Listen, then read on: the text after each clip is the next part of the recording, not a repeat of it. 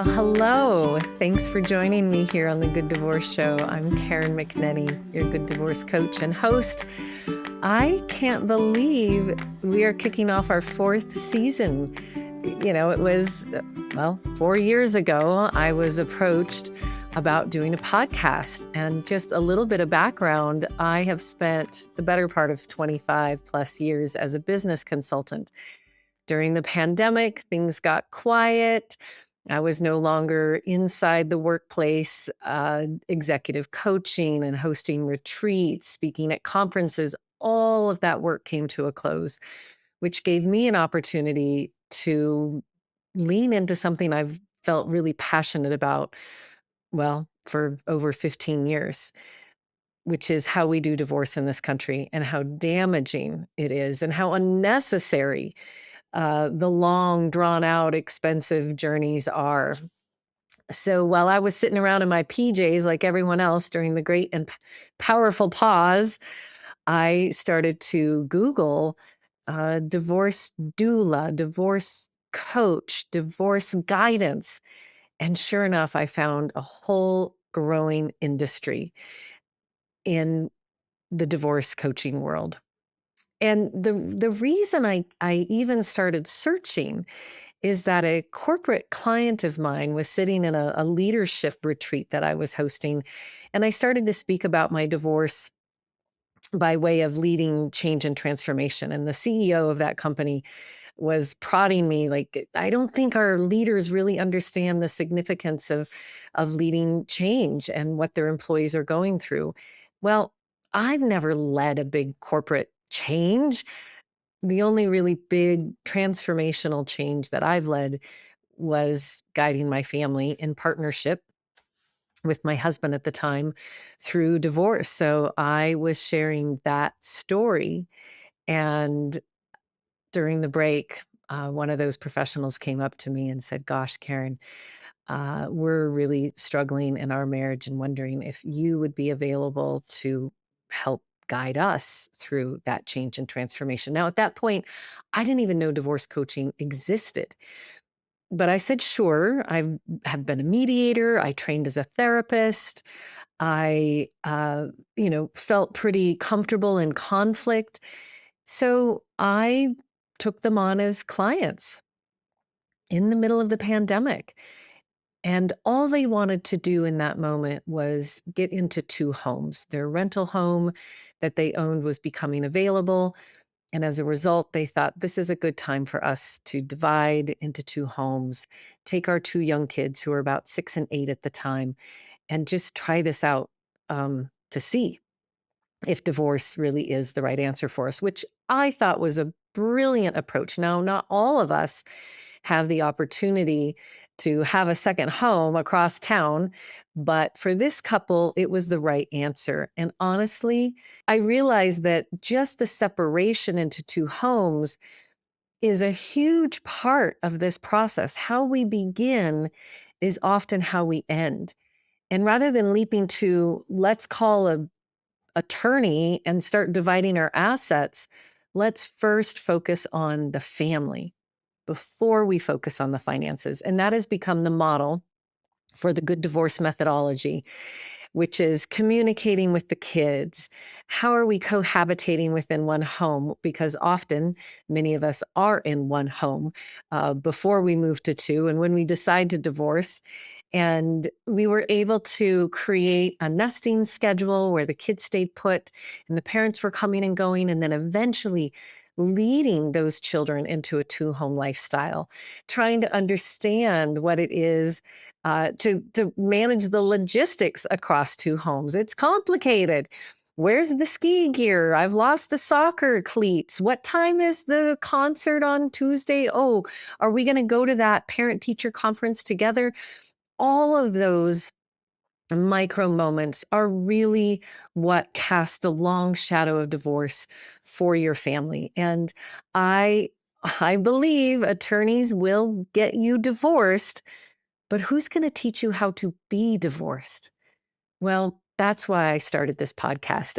And circling back, I was approached by a production company to do a podcast about leadership and corporate America and creating great culture and helping work not suck. But I didn't want to do that podcast. I had just come into this world of divorce coaching, had just been certified. It was about 2021 at that time. And I asked that production company if I could do a podcast about divorce and could we call it the Good Divorce Show? And what I really want are to have real people on the show because I know families like mine who didn't blow themselves up on the way out the door, who actually maintained civility and compassion and kindness. But I think a lot of people don't know that that's even a possibility. So, true to my background as an actor and a performer and a storyteller, it is through story that we begin to see new possibilities. And I started to recruit couples, moms and dads together, couples that maybe didn't have children, but had a life together and they were unraveling and they were able to do so, maybe not becoming friends on the other side, but being friendly, absolutely. So through those stories, interviewing young adults, um, interviewing my own daughter, talking with adult children of divorce, parents sitting down with their adult children, talking about the journey, couples sitting side by side, admiring one another, celebrating the success of their two-home family. Rather than seeing it as a failure, we really start to see it as just a restructuring. We need to reframe how we look at divorce, how we talk about divorce, and certainly how we navigate divorce.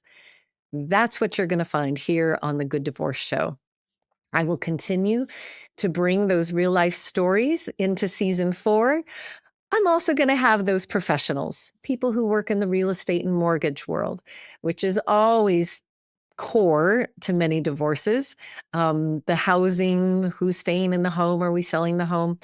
I will also be talking with financial professionals and mental health professionals, child life specialists, co-parenting specialists.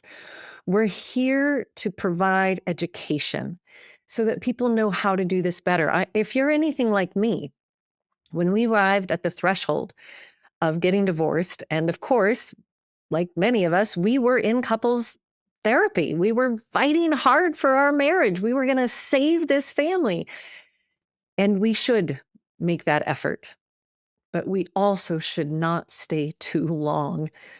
People ask, what's the biggest mistake people make in their divorce? And I think it's actually that we stay too long.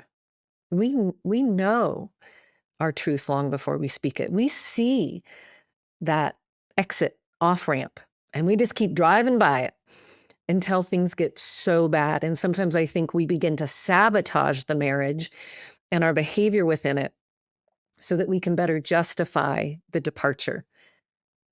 Don't do it. Just find the elegant exit. In the Good Divorce methodology, we're really committed to early intervention and prevention of future pain and suffering. A good divorce doesn't mean an easy divorce. It's hard. It's painful. It's grief. It's a death on many, many levels. We're going to talk about all of those nuances that you might be navigating as I share my own journey of navigating my divorce, which was almost 15 years ago. Our kids, we say we've ushered them from kindergarten to college across 2 homes, 2 loving homes with 2 adoring parents who sat side by side for every single important moment for our children. And even though they're now over 18 and there isn't a parenting plan kind of being the guardrails for us, we established a co-parent relationship that's very cooperative. And I know our kids have benefited from it. I work with couples post-divorce who don't talk. All they do is exchange messages. And I don't know how that works, honestly. It becomes a logistical shuffling of kids across two homes, but where's the conversation of how are they doing? Did you hear about the new crush? I'm really concerned. Is there a learning disability? Let's go ahead and think about what the summer plans are going to be. What does our child need right now? Oh, I'm noticing them at home too. Oh, they became vegetarian. I heard that they were going to eat meat. Oh my God. All of the things that we need to do as co-parents in order to usher our children through their life successfully and beyond.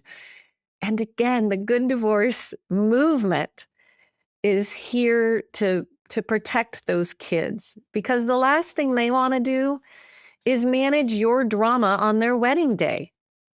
We've heard those stories. It happens. Well, we're here to prevent that. So stay with us through the season. And I'm so excited to share other things that are now happening in 2026. Not only are we into season 4 of the podcast, but I am also launching the Good Divorce Academy this year, where you can join an online community of education where you can learn the tools of how to co-parent successfully, where there will be support groups on a weekly basis, a men's group, a women's group, an LGBTQ group for those more unique situations where we have same-sex couples or couples that have shared a household or children but didn't actually legally get married or weren't able to legally get married. There will be a support group for all of you. There will be education. There will be office hours with me and other professionals. So hop on over to thegooddivorceacademy.com where you can join that community in your own education. Of course, you can always reach out to work with me one-on-one, where I will shepherd you and your partner through the entire process of divorce. Kind of, we say, from A to Z. And in the middle of that, we're going to get you legally divorced, but primarily we're going to help your family transition and learn how to be a divorced family. That's the Good Divorce Academy, a place to learn, not be shamed and judged. And drum roll, please, the most exciting news of 2026. Well, I'm excited about all of it.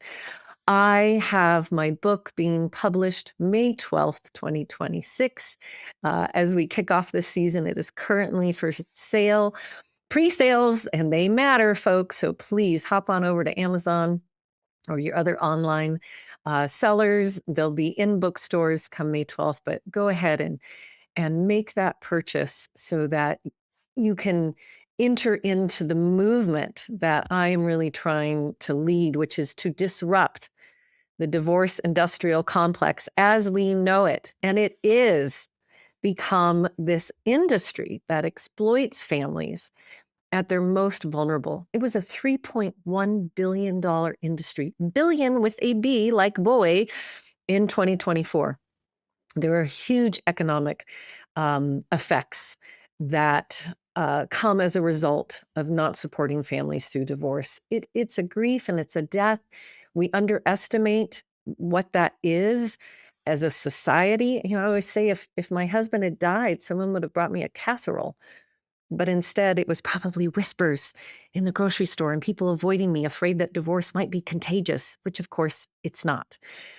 So we're going to bring divorce out of the cave of shame and isolation and into the light of education and support and compassion. And the book itself is kind of a 3-part trifecta. It is my personal story and the journey, especially those early days of the decision about the divorce, moving into 2 homes, how to tell the kids, the grief, the community, the new dating, and the reinvention of myself and our family. It's also a how-to. It's guidance, like we have here on the Good Divorce Show, some really practical tools to help you navigate your own good divorce. And the third part of that triangle is a call to action. It is my advocacy work to reveal what's happening within the family law.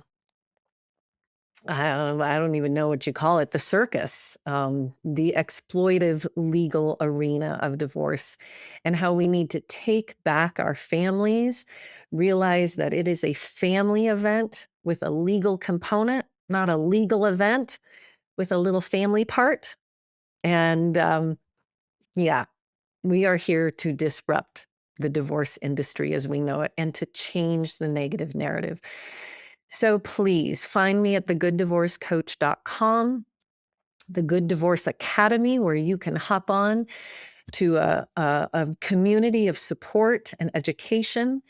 And please make your purchase of The Good Divorce, How to End Your Marriage Without Ending Your Family, so that we can spread the word and support others. And as you come along this podcast, if it's resonating with you, please subscribe and follow, share it with other friends that are getting divorced, but also people who are supporting either the industry, working inside of it, or to family members and friends who are supporting folks going through divorce.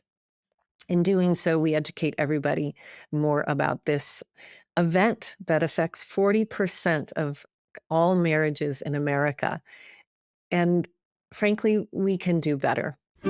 I'm so excited to have you along for the ride. You are courageous to even pull up this podcast, and maybe you're sitting alone in a closet listening, or trapped in your car where no one can hear, or have your earbuds in while you're on a dog walk. Know that this is a safe place to learn and to grow and to transform your life and your family in the most positive way possible while doing a really hard thing. And remember, everything will be okay in the end. And if it's not okay, it's not the end.